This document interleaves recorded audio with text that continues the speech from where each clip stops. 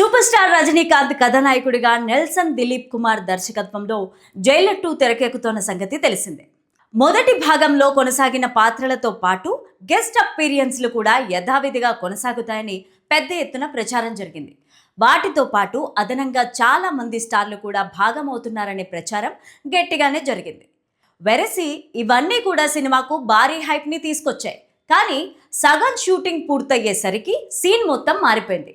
శివరాజ్ కుమార్ తప్ప ఎవరూ కంటిన్యూ అవ్వలేదు. ఈ వీడియోని చివరి వరకు చూడండి. లైక్, షేర్, సబ్స్క్రైబ్ చేయడం మాత్రం మర్చిపోకండి. మోహన్ లాల్, జాకీ ష్రాఫ్ లాంటి నటులు ఎగ్జిట్ అయ్యారు. వాళ్ళ స్థానంలో కొత్త నటులు తెర మీదకి వచ్చారు. అయితే ఎస్జే సూర్యను ఒక పాత్రకు ఎంపిక చేయగా మిథున్ చక్రవర్తిని మరో పాత్రకు ఎంపిక చేశారు. టాలీవుడ్ నుంచి సింహం బాలకృష్ణ కూడా బరిలోకి దిగుతున్నారనే ప్రచారం గట్టిగానే జరిగింది. దాంతో సినిమా పైన అంచనాలు కూడా మారిపోయాయి. ఎక్కడా లేని హైప్ స్టార్ట్ అయింది. కానీ బాలయ్య మాత్రం ఆ ఛాన్స్ తీసుకోలేదు. తాను ఈ ప్రాజెక్ట్లో భాగం కావాలని మేకర్స్ కోరుకున్నా వీలు కాకపోవడంతో బాలయ్య చేయలేకపోతున్నారు.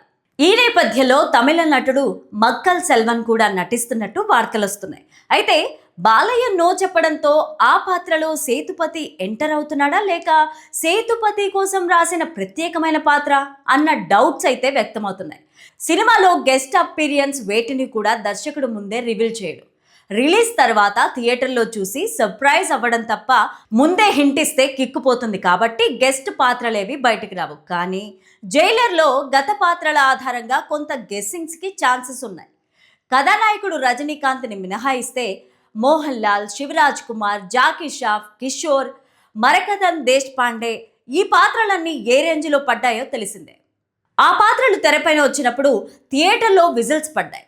అభిమానులు కేరింతలతో బాక్సులు బద్దలయ్యాయి. జైలర్ 2లోనూ అదే రేంజ్ హైప్ ఎక్కడా మిస్ అవ్వదు. ఎస్జే సూర్య ప్రధాన ప్రతినాయకుడు కావడంతో ఆ రోల్ ఎలా ఉంటుందో అని చెప్పాల్సిన పని లేదు. ప్రస్తుతం సెట్స్లో ఉన్న చిత్రం వచ్చే ఏడాది రిలీజ్ కానుంది. టాలీవుడ్ నటసింహం Nandamuri Balakrishna blockbuster movie అఖండాకు సీక్వెల్గా రూపొందుతున్న అఖండ 2 తాండవం సినిమాతో ప్రేక్షకుల ముందుకు వచ్చేందుకు సిద్ధమవుతున్న విషయం తెలిసిందే.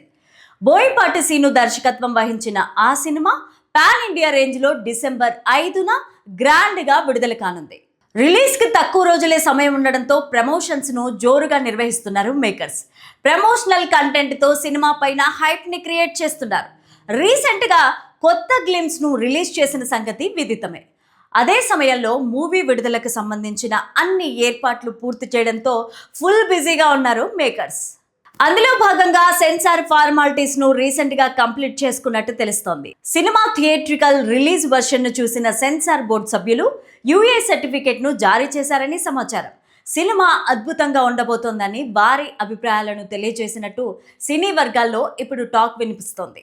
అదే సమయంలో మూవీ రన్ టైమ్ను ఫిక్స్ చేశారని సమాచారం. 2 గంటల 45 నిమిషాల నిడివిని మూవీ రన్ టైమ్గా లాక్ చేసినట్లు తెలుస్తోంది. దీంతో సినిమా పర్ఫెక్ట్ అండ్ క్రిస్పీ రన్ టైమ్తో ప్రేక్షకుల ముందుకు రాబోతోందని క్లియర్గా అర్థమవుతుంది.